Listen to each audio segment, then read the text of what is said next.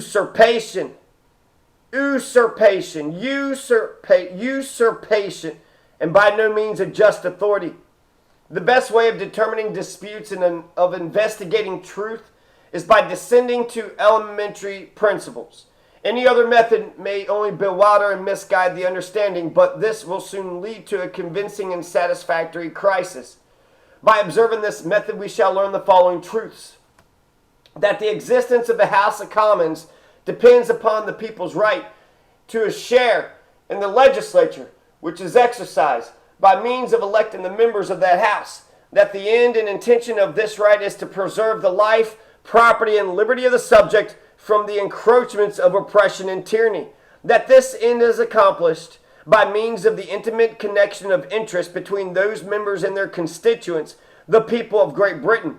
That with respect to the people of America, there is no such intimate connection of interest, but the contrary, and therefore that end could not be answered to them. Consequently, the end ceasing, the means must cease also. That the House of Commons derives all its power from its own real constituents, who are the people of Great Britain, and that therefore it has no power but what they originally had in themselves. That they had no original right to the life, property, or liberty of Americans, nor any acquired from their own consent, and of course could give no authority over them. That therefore the House of Commons has no such authority. What need is there of a multiplicity of arguments or a long chain of reasoning to inculcate these luminous principles? They speak the plainest language to every man of common sense, and must carry conviction where the mental eye is not predimmed by the mist of prejudice, partiality, ambition, or avarice. Let us now see what has been offered in opposition to them. But, by the way, let me remark that I have leveled my battery chiefly against the authority of the House of Commons over America, because if that be proved not to exist, the dispute is at an end.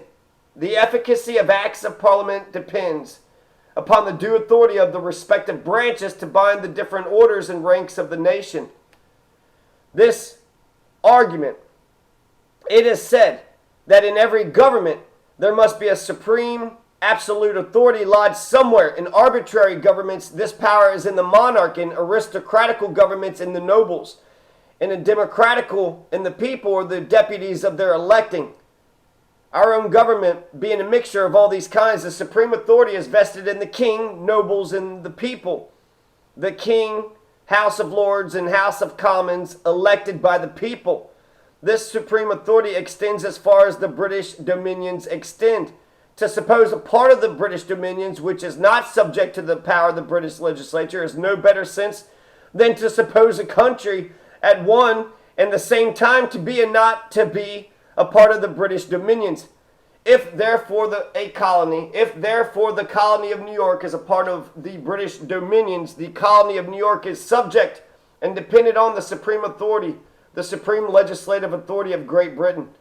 This argument is the most specious of any the advocates for parliamentary supremacy are able to produce, but when we come to anatomize and closely examine every part of it, we shall discover that it is entirely composed of distorted and misapplied principles, together with ambiguous and equivocal terms.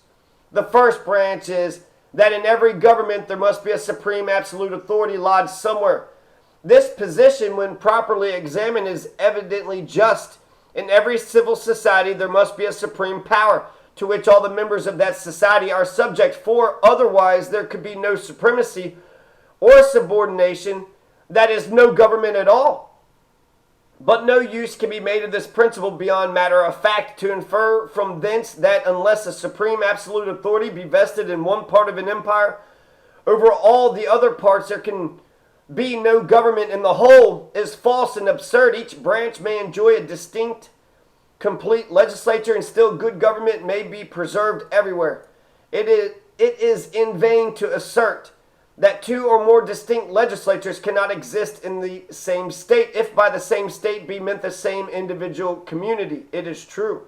Thus, for instance, there cannot be two supreme legislatures in Great Britain, or two in New York. But if by the same state be understood a number of individual societies or bodies politic, united under one common head, then I maintain that there may be one distinct, complete legislature in each. Thus, there may be one in Great Britain, another in Ireland, another in New York, and still these several parts may form but one state. In order to this, there must indeed be some connecting, pervading principle. But this is found in the person and prerogative of the king. He it is that conjoins all these individual societies into one great body politic. He it is that is to preserve their mutual connection and dependence and make them all cooperate to one common end, the general good. His power is equal to the purpose, and his interest binds him to the due prosecution of it. Those who aver that the independency of America on the British Parliament implies two sovereign authorities in the same state deceive themselves or wish to deceive others in two ways.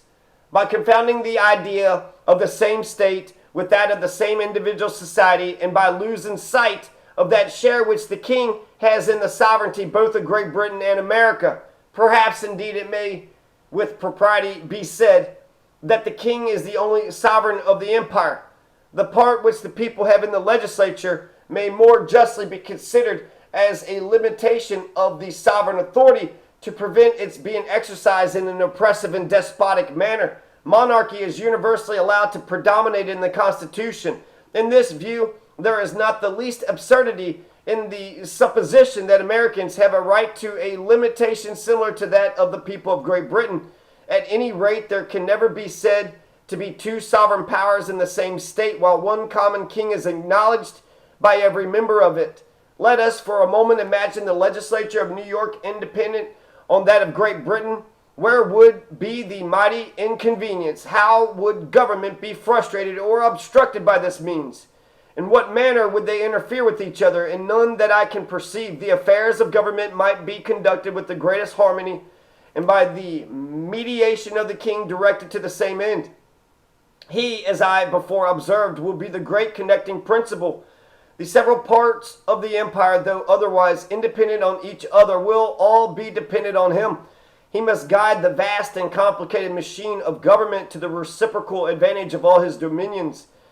There is not the least contradiction in this. No imperium in imperio, as is maintained, for the power of every distinct branch will be limited to itself, and the authority of his majesty over the whole will, like a central force, attract them all to the same point.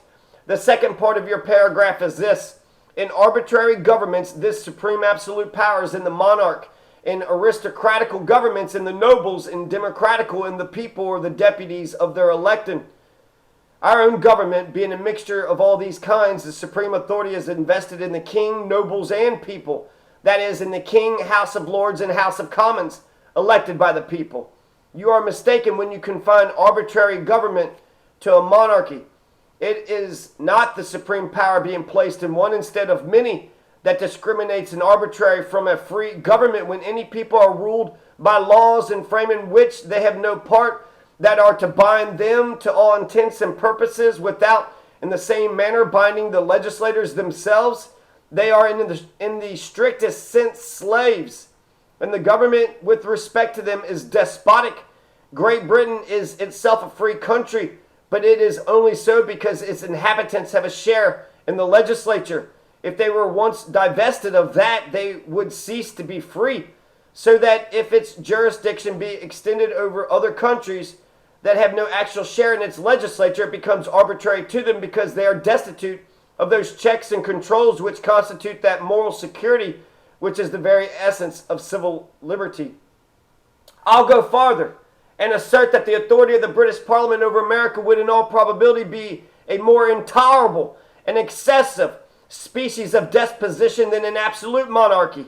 The power of an absolute prince is not temporary but perpetual. He is under no temptation to purchase the favor of one part of his dominions at the expense of another, but it is his interest to treat them all upon the same footing. Very different is the case with regard to Parliament. The Lords and Commons both have a private and separate interest to pursue. They must be wonderfully disinterested if they would not make us bear a very disproportional part of the public burthens to avoid them as much as possible themselves, the people of Britain must in reality be in order of superior